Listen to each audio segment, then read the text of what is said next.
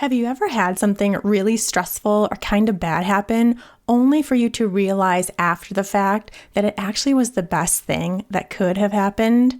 I'm willing to bet you have, because we've all had those moments. This is exactly what happened to me during my 5-week podcasting hiatus that I am now coming out of. And today I want to share with you what's been going on in my life over the past 5 weeks and how a super stressful situation turned into the best possible scenario. And maybe I can find some sort of lesson in this about how the universe works and how we can apply this to our businesses. So let's dive in. Hey there, I'm Shawn Mynar, and this is Unstuck Entrepreneur. I'm a former nutritionist who turned a struggling, stressful nutrition practice into a thriving, freedom-filled online business where I work from home in my sweatpants while reaching and helping thousands of people all at the same time. Now I'm obsessed with showing other heart-centered coaches, practitioners, and solopreneurs how to build a business and life they love. Consider this podcast your safe space to learn both the inner work and practical strategies required to build the impactful, profitable business of your dreams. No hustle, grind, or long hours required. That's right, hustle culture, not welcome here. Let's get into today's session. Hey there, friends. Welcome back to the Unstuck Entrepreneur podcast. So happy to have you here. Grateful for your support of the show. And I'm back. After 5 weeks that honestly went by extremely fast. As I think you all know, I took 5 weeks off of podcasting entirely, creating new shows for you, and instead replayed some past episodes that were best of episodes. But now I'm back, I'm refreshed, I'm ready. We have a whole new batch of podcast episodes to go. We've got a lot to talk about, and starting with today's episode, which is something I don't do a lot of here on the show, which is just basically sharing a personal story. But there is, as always, a bigger lesson to it, and I think something that we should all be thinking about when it comes to our life, and also more specifically our business, because that's what we talk about around here. But wanted to bring this story to the show, to be totally honest, because I have yet to have found a place where I can just share this whole story. It's a long one. There's a lot of nooks and crannies to the story, and it just doesn't make for a good Instagram story. Like, no one wants to flip through 75 slides of me talking. That's not what we do over on Instagram, is it? So bringing it to the show because you guys are my people. You guys will understand. At minimum, you'll get a good story out of this. You'll know what's going on with me. And we'll also get into that lesson that I think is really important for us all to consider. All right, what's happened over the past 5 weeks in my life? I can tell you that 5 weeks ago, when I last was on this mic, did not remotely expect for what happened to have happened. And to be honest, I probably wouldn't share this story. I mean, it's not that big of a deal, except that it is almost unbelievable how everything lined up perfectly in our favor, even though it was like total disaster, terrible situation, super stressful, not at all what we expected or wanted to happen. But I just have to share it because of all of the things lining up that so clearly show how the universe is always working in our favor, even when it doesn't seem like it, even when it seems like things are going all wrong. So here's a little backstory before we get into what's happened over the past 5 weeks. If you've been following along on my journey for a while, and specifically my health journey, I've been basically an open book about my health and the struggles I've had with my health since, probably when I started my business, so 2013. I've been a super open book. I have blog posts, I have podcast episodes going back 7, almost 8 years now, sharing about my health stuff. So a lot of you probably already know this story, but for those that don't, I have in the past gotten very, very sick from living in a home that had toxic mold. In 2013, there was a really bad flood here in Boulder, Colorado, where I live, and the house that I was living in at that time flooded, along with like the vast majority of houses in Boulder. Like, it was really bad.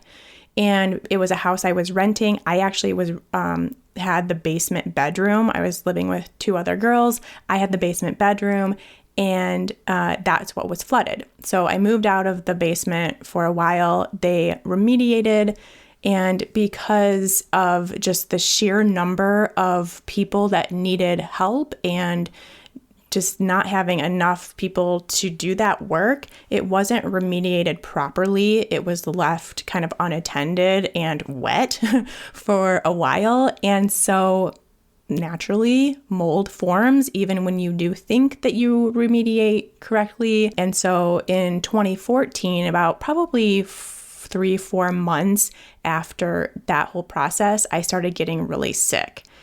Super random symptoms, nothing made sense. I was eating really well. I was working out really well. I was doing all the things. I was already very, very interested in holistic health.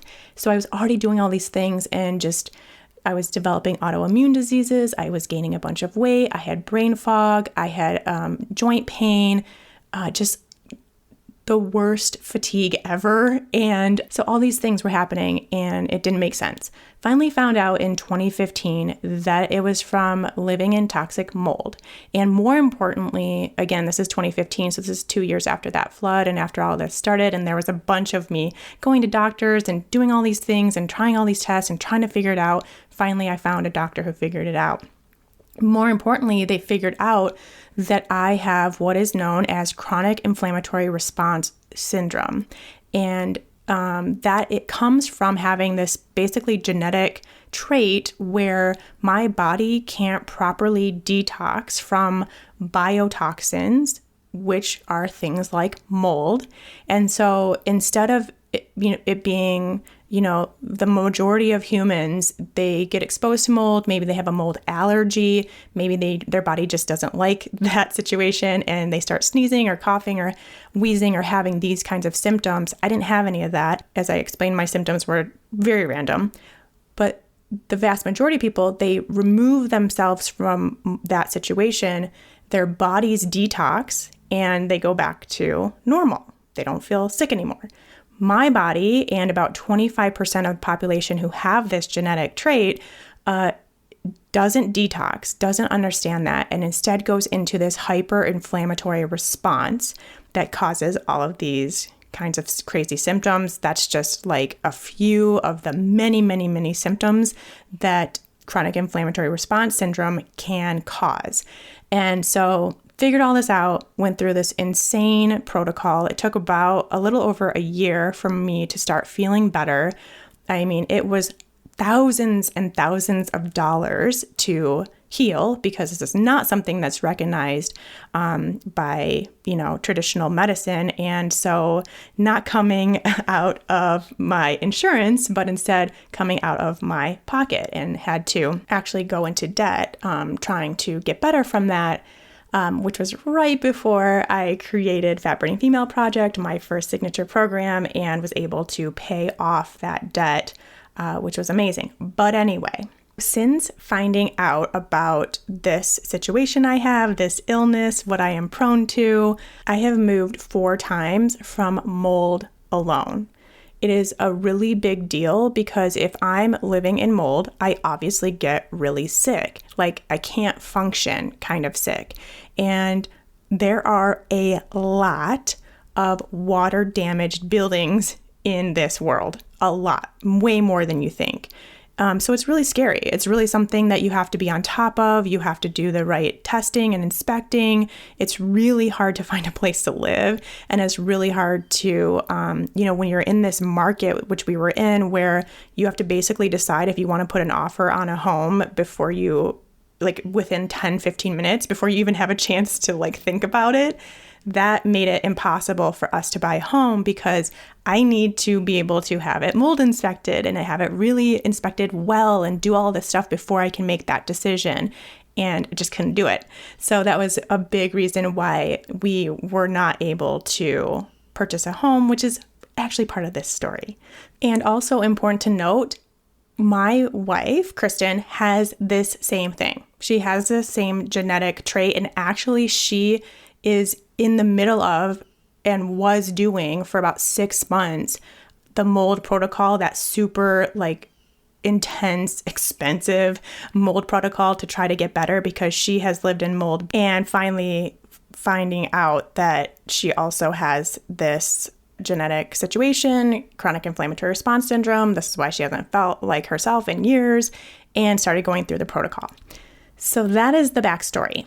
Now, bringing us up a little closer to present day, also a lot of you know that we had a whole big living situation fiasco not too long ago. So in 2021, sold our condo because we needed more space and couldn't find a place to live because partially of that whole situation of needing time to be able to test things and make sure it's not moldy before we move in. And that was just part of it. There was also no inventory. It was around that time where real estate was insane. So we had to move in with my mother-in-law, which was not great. It was in a different part of the state that we were not big fans of. And also, you're living with your mother-in-law, which we had an entire floor to ourselves. It was about the best situation that it could have been for that, but it wasn't ideal, of course. And we ended up living there for 9 months until we could find a place to live back here in Boulder. Finally found that place, had it mold tested, although we'll put in parentheses here, we were in Costa Rica on our honeymoon while all of this was happening. But we had it tested, we moved in, and we spent 6 months getting settled in. So when we sold the condo, we also sold most of our furniture. Either the buyer of the condo wanted it and sold it to her or sold it to other people. So we were pretty much furnitureless because, again, we were moving in with my mother-in-law, already had all the furniture, didn't have space to store all of our furniture. So we sold almost all of it. So we're starting from scratch in this new place. And so spent 6 months figuring out which furniture we wanted, waiting for it to ship and get here, organizing everything, buying all the decor. We didn't have anything. We were starting from scratch and it took a while. So when we moved in, not too long after we moved in, we noticed that there were some holes that needed to be patched and painted from people that had previously lived there. The landlord didn't take care of it. That's no big deal. We can do it. So we asked the landlord about getting some paint, and he said he had some stored in the crawl space and to use that. Well, we had just organized everything. We had tons of stuff that we were storing over the door to the crawl space. It was in a storage closet, and we'd already filled that closet with stuff, and there were shelves on top of the crawl space door because we weren't planning on accessing it ever. And so just let's cover it up. Let's use that space. And so since we didn't want to open that door, have to take out all of our stuff from this closet, we asked for the colors so we could just go get some new paint from the store. Turns out we go to multiple stores, and this is all over the course of weeks and months, to be honest. And nobody offers that color paint in anything less than a gallon. And we don't need a big gallon. We just need a sample to paint the patched places at this point, which there were actually quite a few, especially for moving into a place that should have been taken care of. But that's beyond the scope of this story. But not enough that we would need this big amount of paint, and we don't want to bill our landlord for it. We don't want to pay for it ourselves. So we keep putting it off and putting it off and putting it off. And so this repair that should have happened in March or April still hasn't been done come August. But now we have company coming, and this is August, last month, if you're listening to this remotely close to when it airs. Now we have company coming to stay with us, and we don't want these patches to be unpainted for our company. And also, my wife had put the little blue painter's tape, like little patches of that, so that she could remember where all of the holes were. So we'd been living with like blue painter's tape, little spots over our entire place for months, and finally decided we should probably take care of that. So we decide we're just going to have to go into this crawl space for the paint. We have to take everything out of the closet, get into the crawl space, get the paint, and paint everything before our company comes. Kristen heads into the crawl space only to find quite a bit of standing water. Concerned, obviously, we text our neighbor, hey, is this normal? Does this ever happen to you? Of course, she's like, no, not normal. You need to get someone out ASAP. So we have the plumber come out a few days later, and he is able to find that the standing water is coming from a pipe or actually around a pipe that their air conditioning condensation should be going into. But it has been not set up properly from the time that the air conditioner was installed, which was years ago, wasn't set up properly for it to actually drain into the drain. Instead, it's like the pipe's a little bit short, so it drains around the drain, doesn't go actually into the other pipe, it goes around it, and the floorboard is soaking wet around it, and so wet that it is now dripping into the crawl space, because this has been happening all summer as we've been running our air conditioner. So upon learning of this, and just side note, our landlord isn't concerned, doesn't think it's a problem, thinks it's just going to dry up, no big deal. So that was a Thursday. I immediately make an appointment for the mold inspectors to come out Monday. So then over the weekend, before the mold inspectors come out, but after we know that there's a serious problem and I have like high suspicions that mold is growing there, we see that there is an open house across the street. There's a townhouse just like ours, the one that we're renting, that is for sale. And being the nosy people that we are, we go into the open house because we're curious to see how they've redone it. Looked on Zillow, could see that from the pictures that things looked really nice in comparison to ours, and they had definitely done some remodeling recently. And so I was curious to see like how it looked in person. So we head into this open house, and it just so happens that no one else is there. It's totally quiet. We get to talking with the realtor, and we spend like probably 20 minutes telling her basically our whole life story and all about this mold stuff and what we found that past week that was going on, and our landlord's response and how we think it's mold and we don't know what we're going to do and all this stuff. So we go into all of this. We just totally talk her ear off, to the point where I apologize for talking her ear off. But she was really great and super nice and really interested in what we had to say. Anyway, Monday rolls around. Mold inspector comes over and confirms that there is definitely mold growing in that situation. Not sure what kind of mold, not sure how severe, but can confirm there's definitely mold-like growth, which means we need to act fast because both of us could get sick, could get worse.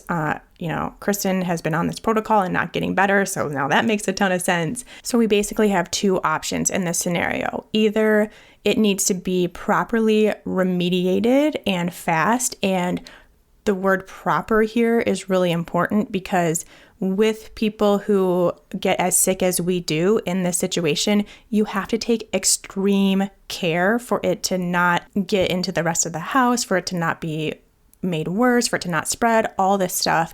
And there are very few companies who actually do it the right way. And so that needs to happen. We need to take proper remediation protocols seriously, or we need to get out. Those are our two options in this scenario. We can't live with it. We can't make it work for a while. It has to happen fast before we get sick. So as soon as I find this out, as soon as the mold inspector, who I'm actually like friends with at this point because I've used him so often and he knows my whole situation and everything, I text Kristen, who is at work, and I tell her, yep, it's mold. We don't know how bad it is or what kinds or anything like that yet, but we can confirm that that is what's going on here. An hour later, she texts me back and says that she has emailed the realtor that we met on Saturday at the place across the street just to see if the owners would remotely consider renting their unit to us for a few years. And I guess I should mention here that we loved that place. When we went in for the open house, it was like so beautiful. It had been so well maintained. It had been recently renovated with the idea that the owners were going to live here. So not like a flip, but an actual redo in the best way possible. And then they unexpectedly had to move. And so it just was such an awesome place. And we're like, gosh, we really could potentially buy this, but it's not 100%. It's not like exactly what we would want if we were buying, but gosh, it would be great to rent that place. And so she tried. She just put it out just to see what would happen. Sent the email, not expecting to get anything in return. But the realtor actually emailed right back and said she was always working in the best interest for her clients and see how this could be a really good opportunity for them. They had just bought the place, so them holding on to it a little longer would make a lot of sense for them financially. And she said she would talk it over with them and let us know. Then, come to find out, probably maybe a 24 hours later, they agreed to consider it and wanted to keep it on the market for one more week. And if it didn't sell in that week, it was ours. So while all this is happening, we get the mold report back, super high levels. It's bad. It's not a good situation. The mold inspection report has a list of every single thing that we need to do, considering our chronic inflammatory response syndrome and what needs to be properly remediated. You send it all to the landlord. Doesn't agree to remediate in the way that we need it done, doesn't think it's a big deal, XYZ. Very, very grateful that he offered to let us out of our lease at that point. Once he realized we had a bigger situation on hand than he wanted to deal with. So the next weekend rolls around, there's another open house at the place across the street. Tons of people show up, we're kind of watching because now we have a stake in the game. We're watching to see who comes in and how interested they seem. And it was a busy day for that place. But for whatever reason, no one placed an offer. So they called us the next day and agreed to rent it to us. They had already moved out. Everything was ready to go. So there could be a really quick turnaround. I believe it was probably like a week and a half from the time that they agreed to until we moved in. And also our current landlord allowed us to have a 5-day overlap with the old place so that we would have time to move, because the biggest, hardest thing when you are someone who has chronic inflammatory response syndrome and you've been exposed to mold and all of your belongings have been exposed to mold, that they all need to be cleaned or trashed. So not only did we have to move all of our belongings across the street, we also had to clean them all. We set up our carport at the old place as our cleaning station. We had to clean them all, wipe them all down, wash them in the washing machine, depending on what it was, clean everything before we could move it over. And that takes time. So we needed every ounce of those 5 days to be able to do that. And of course, our new landlords were super nice and let us get in early over here too. And so it all just worked out so perfectly well. We didn't end up getting a new mattress and a new couch. So those things were some kind of losses we had. They were both 6 months old because, like I said, we gotten all new furniture when we came over here, but just not worth it to take that chance for something that you can't really clean, and places where we spend a significant amount of time, like 8 to 9 hours a night sleeping on a mattress, want to make sure that that's as clean and as safe as possible. And then, spending an hour or two a day on the couch or whatever, wanted to make sure that that was a safe place too. So I guess we can put a bow on this story here. As you probably have guessed, we moved and we now are in a new townhouse that is actually part of the same complex that we were in. And that was really important because the two things we loved the most were the location of where we were and the layout of the place. So it is a very similar layout and works really well for our family.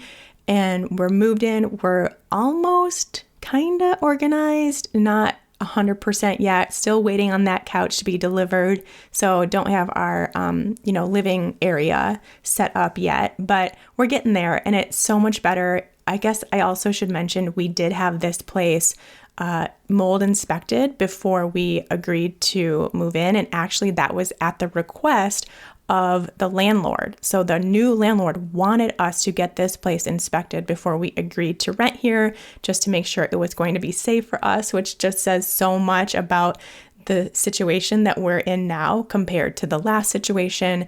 And so that was really meaningful to us, but came back totally 100% clear and safe and great and wonderful. As I said, it's been well maintained and well cared for.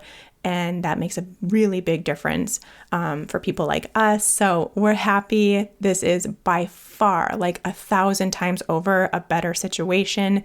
And it was meant to work out this way.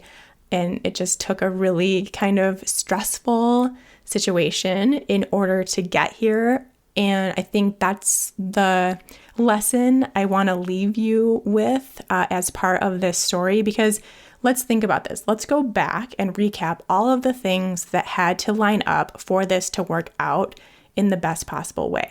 First of all, if we would have gotten the paint out of the crawl space when we actually needed it, which was like March, end of March probably, it would have still been winter here. And we would not have run the air conditioner yet, and we would have never known there was a problem. So we would have continued living in that place for who knows how long with this mold situation going on that you can't see visibly. It's going on kind of underneath the surface and in the crawl space, which we would never ever go into if we didn't need that paint. And if we would have gone in when we actually needed it, we would still have never known. So the fact that we tried all these other scenarios to not have to go into the crawl space, still ended up having to do it, but it being summer made all the difference. It made it so that we were able to recognize this problem. If we didn't go to the open house that weekend for no reason, we typically always want to go into open houses, but we never do because we have stuff going on. It's the weekend. We're out doing things. We're out living our lives. So for us to be home and to just like walk into this open house across the street is all part of the alignment. If we didn't strike up a conversation with the realtor and tell her our whole life story and how we're living in mold and how we're sensitive to mold and it makes us really sick and all this stuff. If anyone else would have been in at that open house in that moment, we wouldn't have done that. If Kristen didn't have the guts to email the realtor once we found out our situation, and if they wouldn't have been interested in renting if they really needed to sell this place, if they found a buyer in that time that we were kind of in this interim time where they still were going to see what happened and we weren't sure if they would rent it to us or not, if they would have found a buyer in that time. There were so many things that had to line up exactly perfectly in order for this really bad, stressful situation that we did not see coming, that we did not want, in order for that to become the best possible thing that could have happened for our living situation, for our lives, and in order for us to get on with our lives and feel comfortable and safe and healthy for the long term, this all had to happen exactly as it did. And so that's the lesson, I guess, I want to leave you with is sometimes, And I don't even want to say sometimes. I want to say the vast majority of times, if not all times, when something really undesirable, stressful, bad happens, it is on the path to getting to the good, the better situation, what you do want, how you do want things to play out. It's part of the process. It's getting you into alignment. And so for us, we label that as bad, stressful, unwanted, frustrating, a failure, all these things that we have told ourselves over the years. But that's just us labeling it. What's really going on is just what's going on. It's just part of your experience. It's just one thing that is happening in this grand scheme of life that is getting you to what you desire. Because the universe is always working for you. And obviously, this is such a crazy, huge life lesson, but let's apply it to business. When I think about my business and the crazy ups and downs I've had over the years, and there have been some really, really awesome highs and some really, really low lows. The things that didn't work, the pivots, the quote unquote failures, all of these things. And looking back at them now, every single one of them happened in order for me to get where I needed to go. They were all part of my journey that got me what I wanted. Even if it didn't feel like that at the time, even though it's impossible to know where that situation is going to lead you, the better situation that is coming, they all still have a purpose. And the same goes for you too. I know it's hard to see in the moment. I know the default for all humans is to get wrapped up in these undesirable situations, get wrapped up in the ickiness of those moments, how much it sucks, how disappointing it is, how it feels like it's never going to happen, feels like you're doing all this work for nothing. Like we can really snowball into this place, especially when it comes to business and work and trying to build a business and build a life around your business and all these things. But what if we were, as humans, having this experience to walk around always knowing, always understanding, always having this unshakable confidence that it's all working out for us? That it's all part of the process, that it's all part of the journey, that it's all part of the plan. And you get to decide whether you see that as something that is terrible, as a failure, as, work that's not being seen, as things that are disappointing or never going to happen. You get to decide how you see each scenario, each situation. And what if instead you know that that is part of your story, that is getting you where you want to go, having that unshakable confidence, that unshakable knowing that even though you can't feel it or see it or experience it yet, it still is there. It still is going to happen. It still is on its way.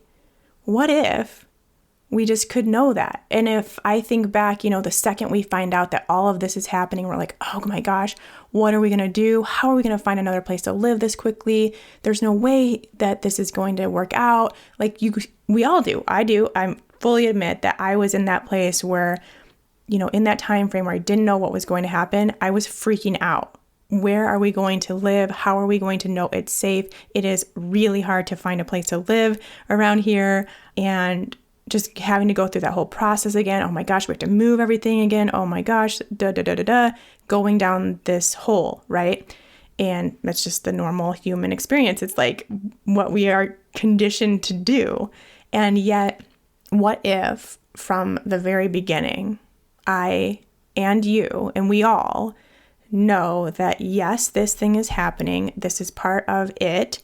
And I'm going to move along with it. And yes, I'm going to have emotions about it. And yes, I'm going to feel those emotions and just experience the range of everything. And also, I'm going to still have that knowing that it's all going to work out. So I guess that's what I want to leave you with, because I think, if you really think about this, you can come up with multiple examples of this in your own life, how something really bad, really unwanted happened, but then out of it came a really amazing opportunity or experience that you just had to go through that muck in order to get to.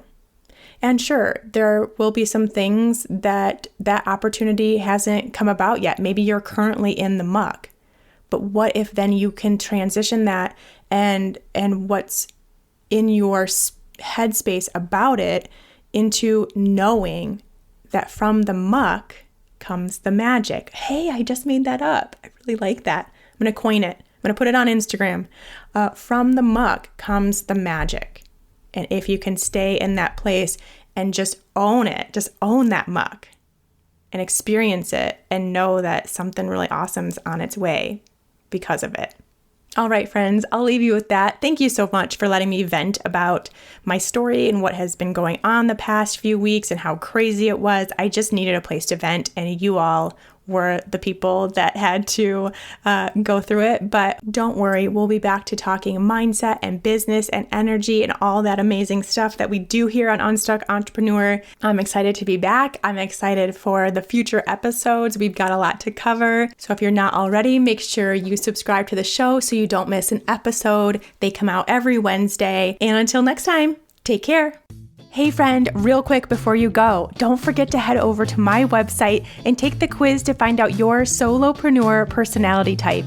I've created a super fun, super informative 2-minute quiz that will show you which one of the 4 solopreneur personality types you fall into. Could it be the boss, the socialite, the visionary, or the supporter? Which one are you? Not only is it just fun to know more about yourself, especially as it relates to your business, but it's also really important information so you can be sure that you're building a business that works for you based on your energy, your personality, and your desires. Did you ever take those quizzes from the Cosmopolitan magazine back in the day? It's kind of like that, but with actual solid questions and real helpful tips and advice at the end. You can find the What's Your Solopreneur Personality Type quiz right on the homepage of my website at shawnmynar.com. Head there now to take the quiz, then let me know over on Instagram at Unstuck Entrepreneur what your type is. I'll see you over there.